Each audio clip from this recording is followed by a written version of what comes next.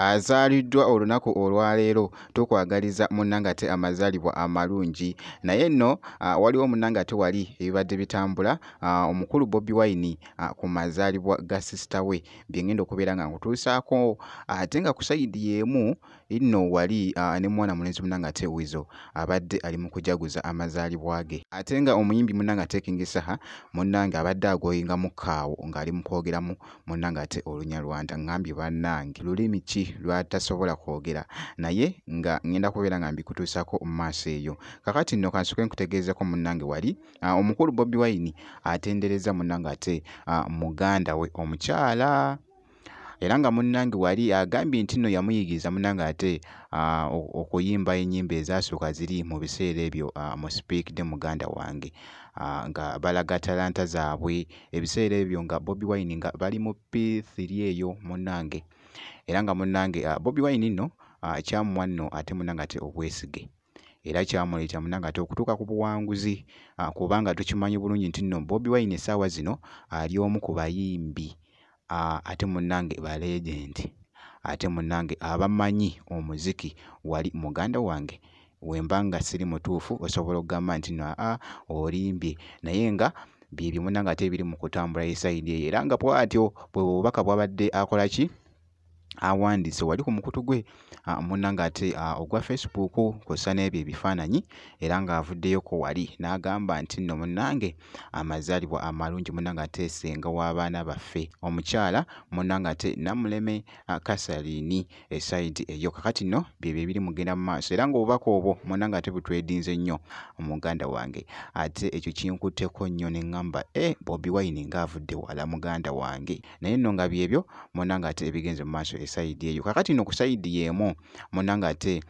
wali omwana mulenzi munnange ate omuyimbi King Saha abaddeko ko n'ekifo ekimu kyabaddeko esayidi eno. Ngambye nti nno King Saha lulimi ki munnange ate lw'atasobola kwogera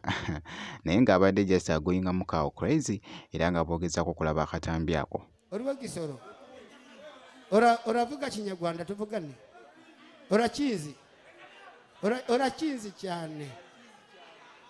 ndashaka tuvugane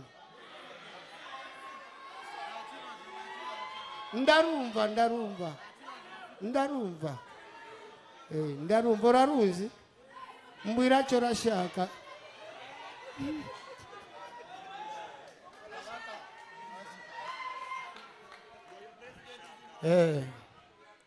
ompulira boy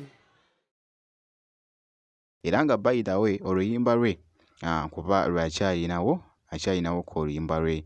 laavu enyuma era nga lukyagenda mu maaso okutwedinga munnange ate okwetooloola esayidi eyo. Kakati nno awo kankuggyewoko katugende mu maaso wali mwana mulenzi munnange ate Weasel maniza olunaku olwaleero gabadde mazaalibwa ge esayidi eno ssebo era nga babadde munnange ate wali mu kifo eky'amaanyi ennyo ekya entertainment muganda wange kiyite Torino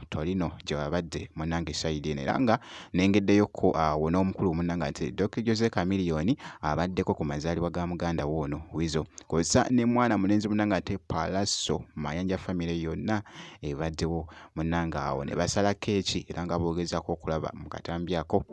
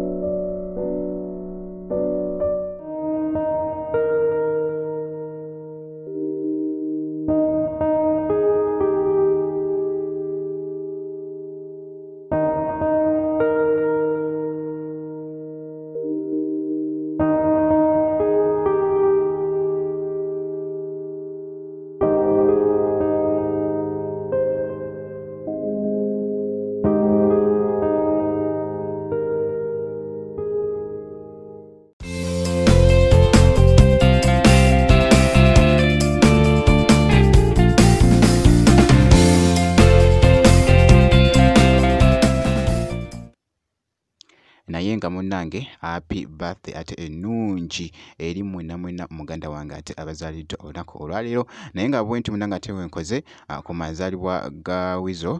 kw'ossa ate ne muganda wa Bobi Wine omukyala munnange ate Catherine esayidi eyo bwe nti wenkoze kakasa nti na video gimpya like kw'ossa ate n'okusubscribinga kasita obeera nga tonnaba ngenda kubeera nga nkomawo ko mu maaso eyo n'ebirala.